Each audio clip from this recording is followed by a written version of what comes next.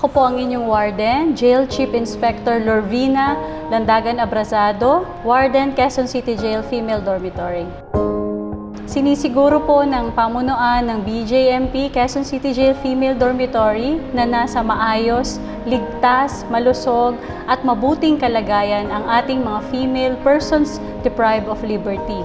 Unang-una po, isa sa mga mandato ng BJMP na bigyan ng kahalagahan ang edukasyon at ang pangkabuhayan ng ating mga female PDL. Unang-una, ang aming mandato ay to rehabilitate our female persons deprived of liberty.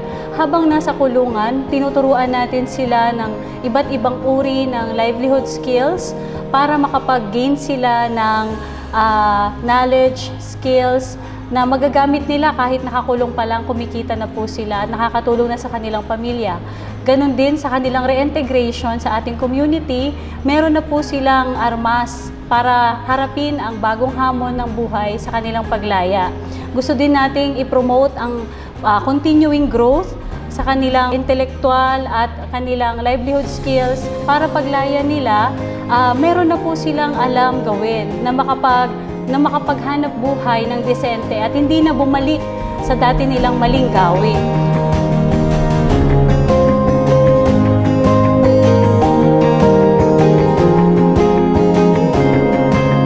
On behalf of Quezon City Jail Female Dormitory, personnel, staff, and PDL, lubos po naming pinasasalamatan ang ating partner na walang sawang tumutulong sa ating mga persons deprived of liberty, ang ating JCI, Quezon City Capitol, sa kanilang walang sawang pagbibigay ng suporta, legal assistance, pagbibigay ng hygiene kits, pagbibigay ng suporta sa ating educational program, pagbibigay ng school supplies. Kami po ay lubos pusong nagpapasalamat sa inyong kabutihang loob.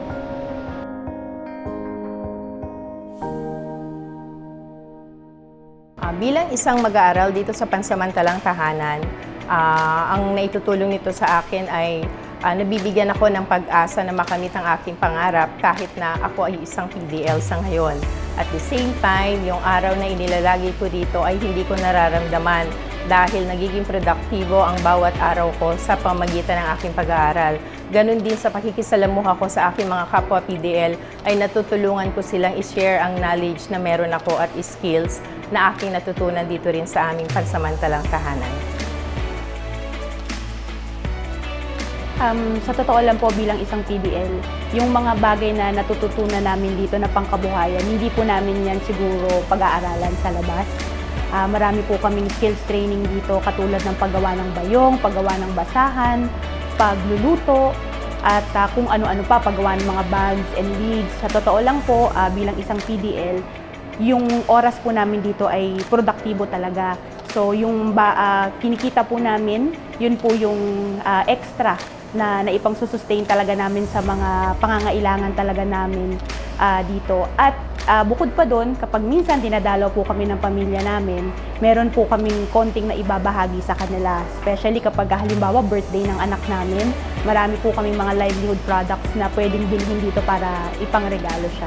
So sa tingin ko, hindi ko po pinapagsalamat na maging isang PDL, pero lahat po ng mga natututunan po namin dito, paglabas po namin, dagdag po ito sa pwede namin gawing pangkabuhayan talaga pagka labas na po namin, pagka nakabalik na po kami sa mga pamilya namin.